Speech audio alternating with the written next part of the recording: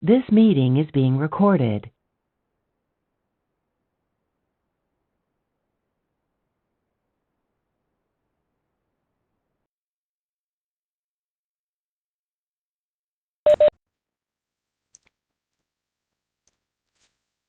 Okay. Hello and greetings and good morning. Today I would like to present a research which is conducted by our team entitled Pattern Recognitions for Land Use Land Cover Detection in Sabah. Okay, the content for today's related to this research are introductions to land use land cover in Sabah, methodological use for LULC detection, case study in Sabah, and the future directions and innovation. So, first thing first, let me introduce what is the LULC studies. So, this LULC can be divided as environmental impact, economic consideration, and also social dynamics. So, in environmental impact, the LULC studies provide a critical insight into ecosystem health, biodiversity loss, and also the effects of human activities on natural resources, which are essentially for a sustainable management practices. So meanwhile, economic consideration is to understanding the LULC can inform land management strategies that optimize agricultural productivity, enhance resources allocations, and also promote environmentally sustainable economic growth. And the last one is the social dynamics. Okay, LULC impacts land right, okay, community livelihood, and also migration patterns, making it vital for policymakers to consider these social factors in developments, planning, and as well as land use policy.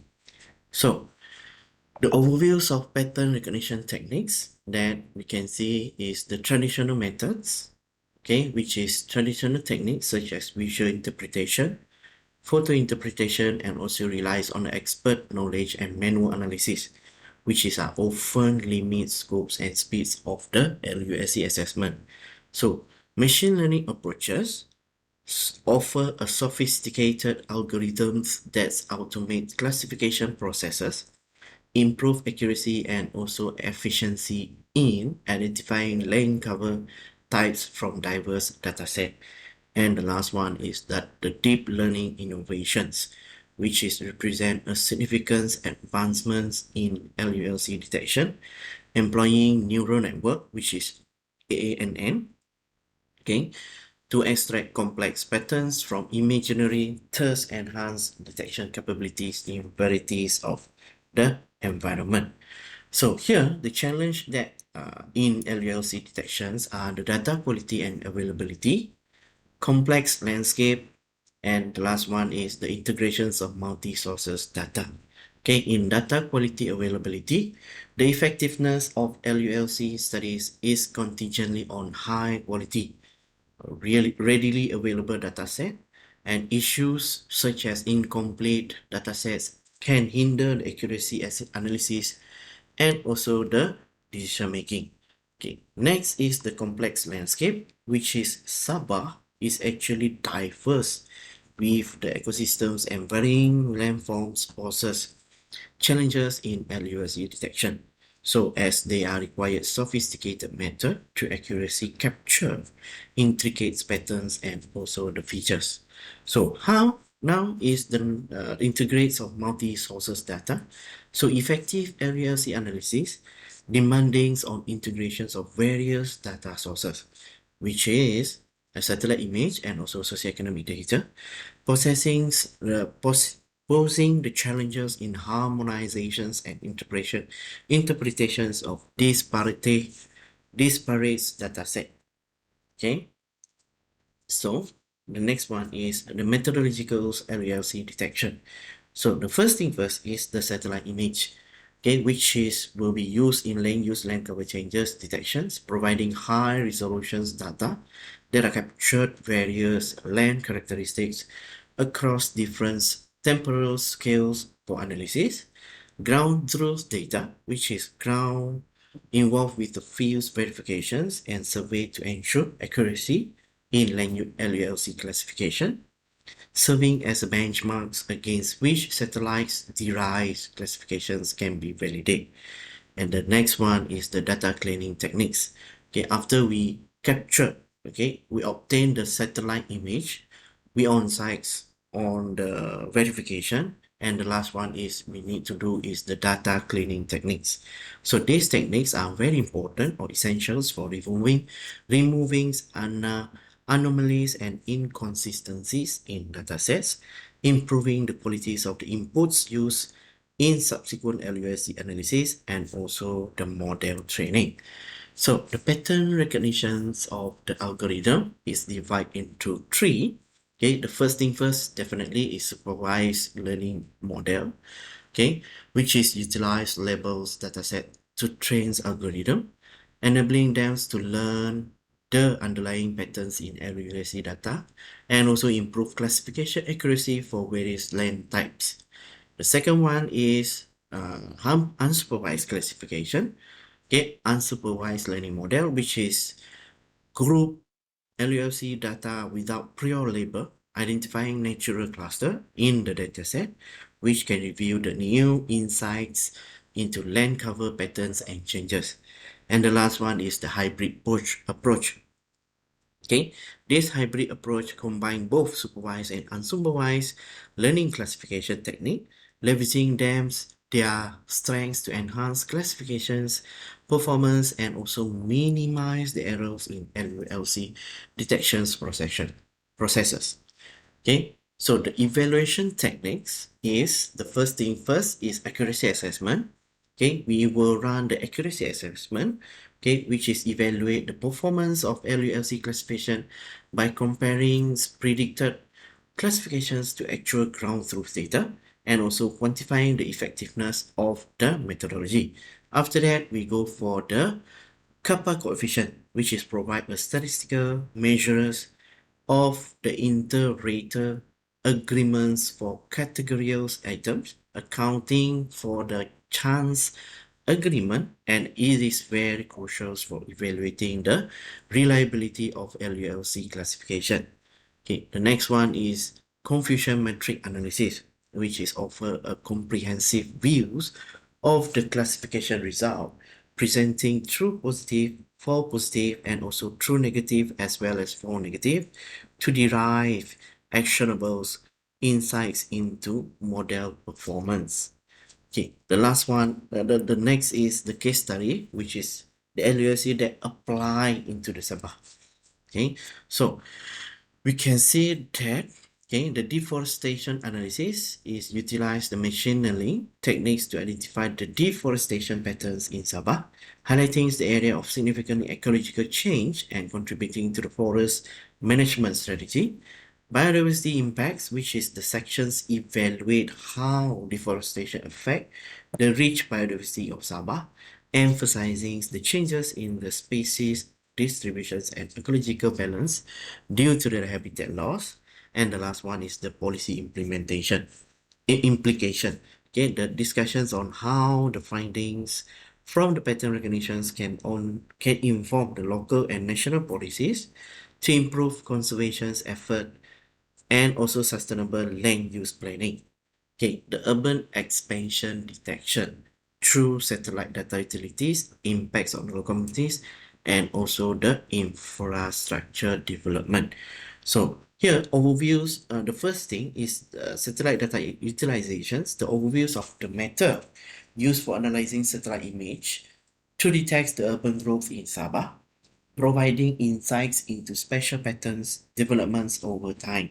And the second one is the impacts on the local communities, which is examine how urban expansion is actually affect the local communities, including social, economics, and also environmental consequences that necessitates a balanced approach to the urban planning. And the last one is the infrastructure development, which is analysis of the correlations between urban growth and infrastructure development, exploring how increased urbanizations influence the transportation, utilities, and also public service in Sabah. Okay, so the next is we will see is agriculture land monitoring. Okay, it is divided into three, which is crop type, classification, year prediction, and also sustainable practices. Okay, sustainable practices. Okay, in crop type classification, this segment outlines the techniques for classifying different crops types using remote sensing data, enhance the accuracies of agricultural assessment in Sabah diverse from farming landscape. Year prediction is discussing on the predictive modeling approaches for estimating crop yield, crucial for planning and also ensuring food security in response to changing environmental conditions. And the last one is sustainable practices, which is an exploration, okay, of how pattern recognitions can promote sustainable agriculture practices by monitoring land use changes and also encouraging methods that minimize environmental impact. Okay, the last one is the future direction and innovation. Okay, so from here, advanced remote sensing technology, we can see that high resolutions satellite image. Okay, high resolution satellite image allow for detailed analysis of land use and environmental changes, facilitating accurate assessments and informed decision makings in various research fields. And the drone aerial survey helps to provide unprecedented flexibility and access to the hard-to-reach area, allowing for the high-resolution data collections in environmental monitoring and also the urban planning initiative. And the last one is it will help in real-time monitoring system, which is utilize cutting edge technologies to provide immediate feedbacks on environmental condition, supporting adaptive management practices, and as well as enhancing response strategies to urgent issues. Okay, so integrate between this AI and the big data, it helps to actually predict analytics, enhance decision making, and the last one is community involvement. Okay, in predictive analytics, leverage vast datasets to forecast trends and behaviors, offering researchers powerful tools for anticipating future environmental scenarios and also guiding proactive interventions. Next, enhanced decision making is the integrations of AI, enhanced decision making process by synthesizing complex datasets and providing actionable insight, thereby improving the efficacies of conservation strategies and also the resources of the management. Okay, the last one is community involvement, utilizing AIs to analyze community data, foster greater public's involvement in environmental governance, allowing for more inclusive and effective conservation initiative that reflects to the local priorities. Okay, so the last one is policies and conservation strategy. Okay, involved with the regulatory framework, stakeholder engagement, long-term sustainability plan. Okay, in regulatory framework, it is developing a robust regulatory frameworks is essential for addressing emerging environmental challenges, ensuring compliance, and also promising sustainable practices across various sectors. The second one is stakeholder engagement, whereby effective stakeholder engagement is very important and critical in formulating policies that align with the community's needs, enabling collaborative approaches to conservations that leverage diverse perspective and also expertise.